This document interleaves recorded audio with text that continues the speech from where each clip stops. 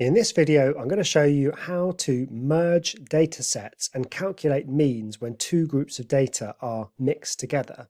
Now, earlier on in the course, I mentioned that the notation we were using was a little bit difficult at first, but was going to be really helpful for some of the topics coming up. So it is going to be really useful in this topic. Now, let's have a look at this question. There are two maths classes in a school, Class A and Class B. Class A has 30 students, Class B has 25 students. They sit a maths test and the following summary statistics are calculated. The mean score for Class A was 60, the mean score for Class B was 50. Calculate the mean mark across all students. All right, so the answer is not 55. That's a good place to start. The reason why it's not just halfway between these is there are more students in Class A than Class B, so they're going to have a bigger pull on the average of the entire group. So here's a nice way of solving this. Go back to our definition of what our formula for what the mean was. So for example, the formula for the mean of A was the sum of all of the A's divided by n, and we know that that's in fact equal to 60 because we're told that the mean for A is 60. Now, we also know what n is for Class A. It's 30 because we know there are 30 students. So what I can say is that the sum of all of the scores for Class A divided by 30, because A has 30 students, is 60.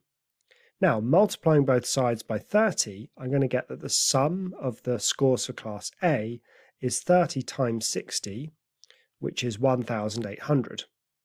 Okay, so I now know what all of the scores added together for Class A is. I can do the same trick for Class B. I know that since the mean of B is 50, if I add up all of the scores for Class B and divide by the number of students in Class B, I get 50, because we're told that the mean of B is 50. Multiplying both sides by 25, I'm going to get the sum of all of the scores in Class B is 50 times 25, which is 1,250. All right, so what's the mean of all of the students added together? Well, that's let's say that the entire cohort is called X. So the mean of X is just everyone's scores added together divided by the number of students there are.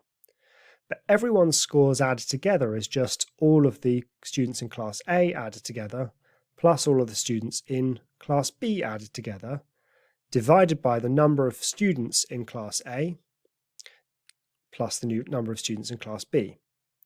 So we can just add those up. We know that the total marks for Class A was 1,800 and for B it was 1,250. And we know that there must be 55 students in total because we've got 30 in one class and 25 in another.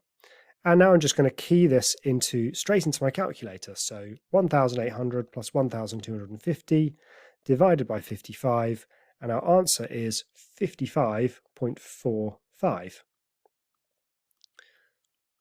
Okay, so as we can see, it's not exactly 55, it's a little bit higher because there are more students in Class A and they had a bigger pull on the mean. So there is how we can calculate the mean of a merged data set. So two different classes and we've combined the data and now we've got the mean of the whole group. In the next video, we're going to do the same but for standard deviation.